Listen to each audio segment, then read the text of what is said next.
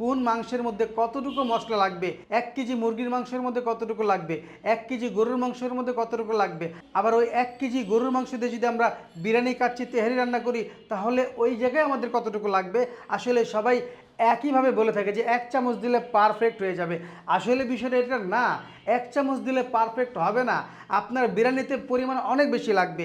গরুর রেজালা করতে যান সেখানে বিরিয়ানি থেকে কম লাগবে, গরুর ভুনা করবেন সেখানে একটু কম লাগবে, মুরগির মাংস রান্না করবেন সেখানে আরেকটু কম লাগবে। তো এই যে পরিমাণগুলো কম বেশি হচ্ছে, আসলে একজ্যাক্ট কি এই প্রবলেমের সলিউশন কি তারা আপনাকে দিচ্ছে যে কোন রান্নাতে আমার কতটুকু পরিমাণে আমার মশলা লাগবে, একজ্যাক্ট এই এই এই সলিউশন কেউ দিচ্ছে না আপনাকে।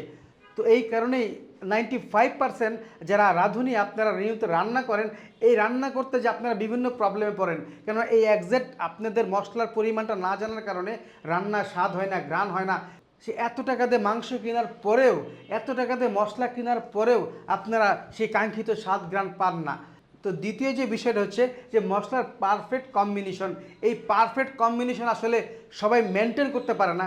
তো আসলে যখন এই শাহী মাংসের মশলাটা তৈরি করা হয় আর এই জায়গায় যখন একদম একজ্যাক্ট মশলাগুলো দেওয়া হয় তো এর প্রাইসটা অনেকটা হাই হয়ে যায়। তো মার্কেটে যারা নতুন নতুন বিজনেসে আসে আর বিজনেস করতে যায়, যখন তারা রেটের কম্পিটিশনে চলে যায় আর সেই জায়গা থেকে তারা কি করে কম দামি ইনগ্রেডিয়েন্টস এই শাহী মাংসের মশলার মধ্যে মিশিয়ে তারা শাহী মাংসের মশলাটা তৈরি করে। আর সেই জায়গা থেকে রেটটা অনেক কমে যায়, আর কমে গেলেই আপনার কোয়ালিটি নষ্ট হয়ে যায়। আর কোয়ালিটি যখনই নষ্ট হয় তখন 1 চামচের জায়গায় আপনি 5 চামচ দিলেও এই স্বাদ গ্রাম কাঙ্ক্ষিত কখনোই আপনি পাবেন না। সেই জায়গা থেকে আমরা একটু প্রতারণার শিকার হয়ে থাকি যে বিভিন্ন জায়গায় সস্তায় এই শাহী মাংসের মশলার নামে মশলাগুলো কিনে এত দামি মাংসের মধ্যে ব্যবহার করার পরেও আমরা কাঙ্ক্ষিত স্বাদ ঘ্রাণ পাই না।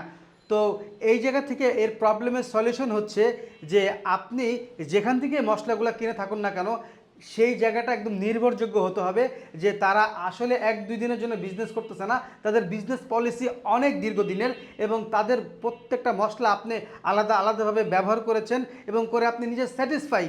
তো সেই জায়গা থেকে আমি বলবো যাদের উপর আপনার আস্থা আছে, যারা নির্ভরযোগ্যশীল, যাদের প্রোডাক্টও নির্ভরযোগ্যশীল, আপনি ঠিক তাদের থেকেই মশলাগুলো নিয়ে আপনি আপনার রান্নাতে ব্যবহার করুন। অবশ্যই সে কাঙ্ক্ষিত স্বাদ ঘ্রাণ অবশ্যই পাবেন। আর প্রথম যে কথাটা বলেছিলাম যে মশলার পরিমাণ, হ্যাঁ মশলার পরিমাণ আপনি তখনই ঠিক মতো দিতে পারবেন যখন এই শাহী মাংসের মশলাটা পারফেক্ট হবে। আর এই মশলা দিয়ে যখন আপনি রান্না করবেন আপনার রান্না অনেকটা সুস্বাদু হবে। তো আমি মনে হয় পুরোপুরিভাবেই বোঝাতে পেরেছি। এখন আসুন যে গরুর মাংসের মধ্যে কতটুকু মশলা দিতে হবে, মুরগির মধ্যে কতটুকু দিতে হবে, বিরিয়ানি, কাচ্চি, তেহারির মধ্যে কতটুকু মশলা দিতে হবে। তো অনেকেই বলে থাকে গরুর মাংসের মধ্যে 1 চা চামচ দিলে পারফেক্ট হয়ে যাবে, সব মাংসের মধ্যে 1 চা চামচ দিলে প্রতি কেজিতে পারফেক্ট হবে। আসলে বিষয়টা এই জায়গায় না। আপনি যখন গরুর মাংস রান্না করেন, গরুর মাংসের ক্ষেত্রে 1.5 থেকে 2 চামচ শাহী মাংসের মশলা এই মাংসের মধ্যে দিতে হবে। আর যদি আপনি বিরিয়ানি, কাচ্চি, তেহারি করুন সেই জায়গা থেকে 3-4 চামচ দিলে পারফেক্ট হয়ে যাবে। যারা মশলা একটু বেশি পছন্দ করেন 3.5-4 চামচ দিলে একদম পারফেক্ট হয়ে যাবে। আর সেই মাপটা হচ্ছে গেলো যে 4 যে টেবিল চা চামচ আছে সেই চামচের 1 চামচ কিংবা 3 চামচ। হ্যাঁ, এটা হচ্ছে গেলো মাংস ভুনা এবং বিরিয়ানি, কাচ্চি, তেহারির ক্ষেত্রে। আর যদি আপনি ব্রয়লার মুরগি রান্না করতে চান কিংবা দেশি মুরগি রান্না করতে চান আপনি প্রতি কেজিতে 1 চা চামচ দিলে একদম যথেষ্ট হয়ে যাবে। তো বিরিয়ানির ক্ষেত্রে একটু বেশি লাগবে। আর যদি শুধু রেজালা কিংবা আপনি রোস্ট কিংবা এরকম গরুর মাংস, মুরগির মাংস রান্না করেন তার থেকে পরিমাণে একটু কম লাগবে। তো আপনি যদি এইভাবে রান্নাগুলো সম্পূর্ণ করেন তো আপনার রান্না পারফেক্ট হবে।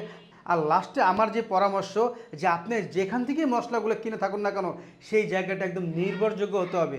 তো যারা দীর্ঘদিন আপনাকে মশলাগুলো দিয়ে আপনার রান্নার স্বাদ বাড়াচ্ছে, আপনার রান্নার টেস্ট বাড়াচ্ছে এবং আপনিও সেই কাঙ্ক্ষিত স্বাদ ঘ্রাণ রান্নার মধ্যে পাচ্ছেন, তো তাদের থেকে আপনি প্রতিনিয়তই ওই মশলাগুলো নেন যেই মশলা আপনার প্রতিদিনের রান্নার সঙ্গী হয়ে থাকে।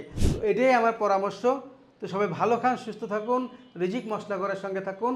আসসালাম।